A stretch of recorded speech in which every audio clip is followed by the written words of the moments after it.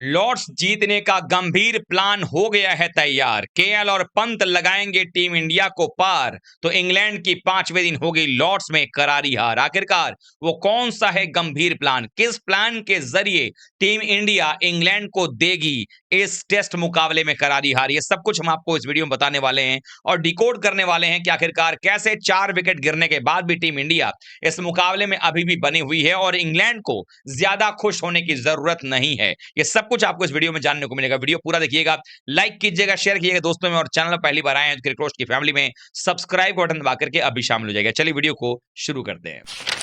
आप सबको मालूम है कि तीसरा टेस्ट मुकाबला लॉर्ड्स एक ऐसा टेस्ट मुकाबला है जो ये डिसाइड करेगा कि कौन सी टीम टेस्ट सीरीज जीतने जा रही है, क्योंकि जो भी टीम इस टेस्ट मैच को जीतेगी उसके पास मौका होगा अगले 2 टेस्ट मैच में एक मैच जीतकर सीरीज अपने नाम करने का।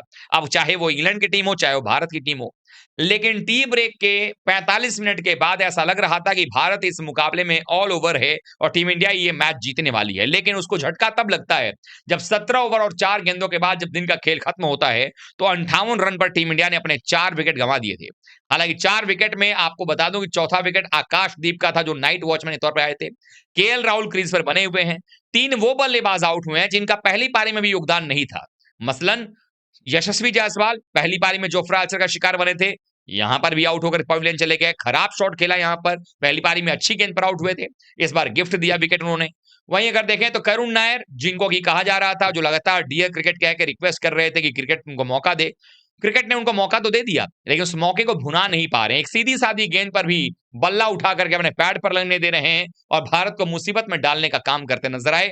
वो आउट होकर जब गए तो आए कप्तान शुभमन गिल, जिन्होंने 600 रन इस टेस्ट सीरीज में बना लिया है। लेकिन जब जरूरत थी टीम को चेस करने की, जिसके बारे में उनके ऊपर लगातार सवाल उठता रहता है कि जब भी दबाव होता है वहां शुभमन गिल चल देते हैं, तो ऐसे में यहां पर भी शुभमन गिल ज्यादा कुछ कर नहीं पाए और निपट गए। उनके जाने के बाद आकाशदीप आए और वो भी आउट हो गए। पूरा का पूरा मोमेंटम जो भारत की तरफ था वो शिफ्ट हो गया इंग्लैंड की तरफ। लेकिन एक चीज जो नजर आ रही है वो ये कि 18 ओवर हुए हैं और जो कुछ भी हरकत हो रही है वो नई गेंद के साथ हो रही है। यानी नई गेंद जब तक है तब तक वो हरकत कर रही है और ऐसा हमने भारतीय पारी में भी देखा था जब पहले 20-25 ओवर तक हरकत गेंद ने किया था। लेकिन जब एक बार गेंद सॉफ्ट हो गई उसके बाद पार्टनरशिप भी बिल्ड हुआ था जो रूट और बेन स्टोक्स के बीच में। लेकिन अब सवाल यह होता है कि आखिरकार 5वें दिन इस विकेट पर क्या होने वाला है। गंभीर का वो कौन सा प्लान है जो यहां पर काम करेगा और कैसे भारतीय टीम जो है मात देने वाली है। आप सबको मालूम है कि ऋषभ पंत के उंगली पर चोट लगी थी। अदरवाइज ऋषभ पंत शायद थोड़ा और आराम करना चाहते होंगे, इसलिए भी मैदान पर नहीं आए।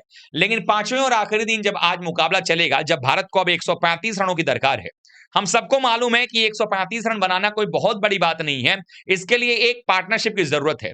ऐसे में जब ऋषभ पंत बल्लेबाजी करने के लिए आएंगे तो जो गंभीर प्लान बनाया गया वो ये है कि ऋषभ पंत और केएल राहुल पहला काम ये करेंगे कि जो पहला स्पेल होगा दिन का, वो 10 या 12 ओवर का, उसको निकाला जाए। उसमें अगर 20-22 रन इकट्ठा होते हैं तो उसको जोड़ा जाए। साथ ही साथ 10-12 ओवर का मतलब ये हो जाएगा कि गेंद जो होगी वो लगभग 28 से 30 ओवर पुरानी हो चुकी होगी। और हम सबने देखा इस पूरे सीरीज के अंदर में जब ड्यूक्स गेंद पुरानी हो रही है तो उसके बाद उस गेंद से सीम कराना बहुत ही ज्यादा मुश्किल हो रहा है। स्विंग तो खैर पहले से नहीं हो रहा है। दूसरा अंतर यह है कि भारतीय पारी में जो विकेट्स भारतीय टीम ने निकाले थे उसमें सुंदर का बड़ा योगदान था। 4 विकेट उन्होंने निकाले और पार्टनरशिप जो रूट स्टोक्स का उन्होंने तोड़ा, फिर जेमी स्मिथ को आउट किया, फिर बेन स्टोक्स को आउट किया और अंत में भी एक विकेट निकाल करके वो गए। इसका मतलब यह है कि उनके पास स्पिनर उस तरीके की क्वालिटी के हैं नहीं। तो भारत के पास जैसे ही गेंद पुरानी हो जाएगी उसके बाद भारत के बल्लेबाजों को भी आउट करना उनके लिए मुश्किल होगा। दूसरी बात यहां पर यह है कि दाएं हाथ के बल्लेबाजों के लिए ज्यादा बड़ी चुनौती है, स्लोप की वजह से गेंद अचानक से अंदर आ रही है। लेकिन वही गेंद जब बाएं हाथ का बल्लेबाज खेलेगा तो गेंद बाहर की तरफ जाएगी, जिसको आसानी से बाएं हाथ का बल्लेबाज छोड़ सकता है। और भारत के लिए अच्छी चीज यह है कि अगले 4 बल्लेबाजों में 3 बल्लेबाज बाएं हाथ के क्रीज पर रहने वाले हैं। दूसरी बात जो यह है कि ऋषभ पंत और केएल राहुल इस मुकाबले में पहली कोशिश उनकी होगी 50-60 रन जोड़ने की, पार्टनरशिप बनाने की, क्योंकि अगर वो 50-60 बनेगा तो भारत जीत के करीब जाएगा। इंग्लैंड के हौसले पस्त होते नजर आएंगे। और सबसे खास बात यहां पर यह है कि पहली पारी में भी केएल राहुल और ऋषभ पंत ने मिलकर के 141 रन की पार्टनरशिप की थी। वहीं जडेजा और सुंदर के बीच में भी वहां जो है 72 रन की पार्टनरशिप हुई थी। यानी कुल मिलाकर के देखा जाए तो ये पार्टनरशिप को बनाना पड़ेगा और ऐसी भी स्थितियां बनती नजर आ सकती हैं कि टीम इंडिया इस मुकाबले को फिर जीतती नजर आएगी। कुल मिलाकर देखेंगे तो 135 बनाने हैं, लेकिन भारत को वो बिना विकेट गंवाए अगले 70 रन बनाने हैं। फिर उसके बाद इंग्लैंड का जो हौसला है वो पस्त होता नजर आएगा, उनके हौसले बुलंद जो हैं वो नीचे की तरफ धराशायी होंगे और भारत के पास मौका होगा जीतने का। ये वो प्लान है जिसको लेकर टीम इंडिया आज उतरने वाली है। और पहले घंटे में भारत अगर विकेट नहीं गंवाता है तो इंग्लैंड के जो गेंदबाज हैं वो भी थकेंगे और कहीं ना कहीं उन पर भी इसका असर पड़ेगा और धीरे धीरे भारतीय टीम के लिए रन बनाना आसान हो जाएगा। यानी सब कुछ निर्भर करता है ऋषभ पंत केएल राहुल की जोड़ी पर, और बचे बचाए जो रन होंगे उसको बनाने का काम होगा जडेजा, सुंदर और नीतीश कुमार रेड्डी को। इनको भी जिम्मेदारी उठानी पड़ेगी। तो ऐसे में भारतीय टीम का प्लान है कि पहले 60-70 रन ऋषभ पंत और केएल बना लें, फिर बाद में बाकी बल्लेबाज भी मिल जाएंगे और ये रन चेस हो जाएगा और लॉर्ड्स में भारत के पास में 2-1 की बढ़त हो सकती है। आप लोग क्या सोच रहे हैं कमेंट कीजिएगा, वीडियो को लाइक कीजिए, शेयर कीजिए, चैनल सब्सक्राइब नहीं किया तो अभी कर लीजिएगा। मिलते हैं एक बार फिर से, तब तक के लिए आप सभी का बहुत बहुत धन्यवाद। थैंक यू सो मच दोस्तों।